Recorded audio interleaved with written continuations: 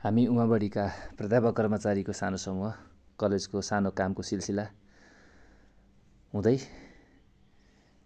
कावासतीमा रहेको गाउँले रिसोर्ट बालुवा डाँडातर्फ लाग्दैछौँ। कलेजको सानो काम साथसाथै छोटो यात्रा। म सर्वैत पण्डित अगाडि, सुरेश नारायण सरले गाडी चलाउँदै हुनुहुन्छ, पछाडि Navraj sir, Suvarna sir, Nandu sir, हामी 5 जना अगाडि बढ्दैछौँ। अगाडि बढ्ने सिलसिलामा पुलचोकमा रहेको कैलाश पेट्रोल पम्पमा पेट्रोल हाल्ने काम गर्दैछौँ पहिला।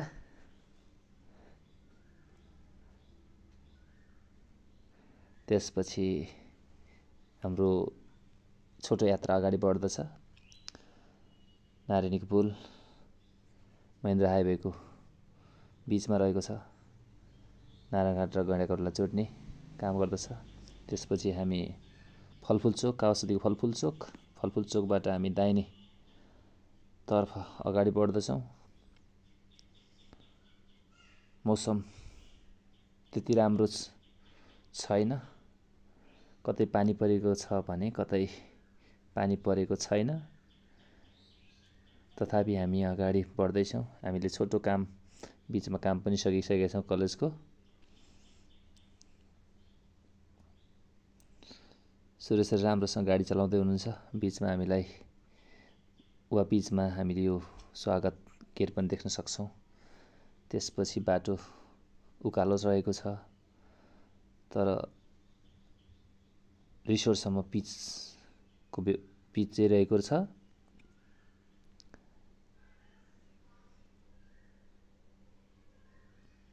पानी परे पनि बिचमा केही दृश्यहरू कैद गर्न हामी एकछिन गाडी रोक्छौँ।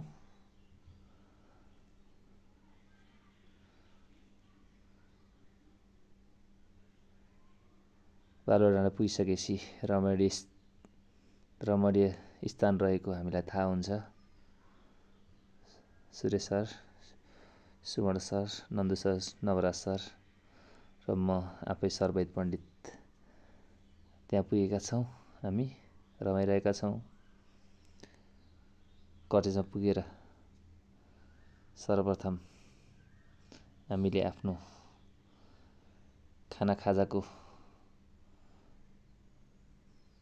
व्यवस्था गर्नतिर लाग्छौँ। त्यसपछि हामी रुफटपमा पुगेर दृश्य हेर्दै रमाउँदै गर्छौँ। अन्य पर्यटकहरू पनि त्यहाँ पुगिसक्नु भएको रहेछ।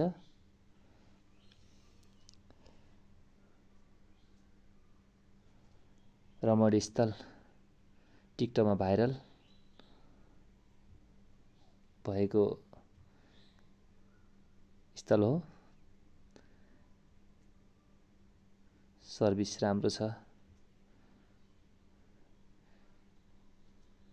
बेसी गरेर हामीले लोकल कुखुरासँग खाना खान्छौँ।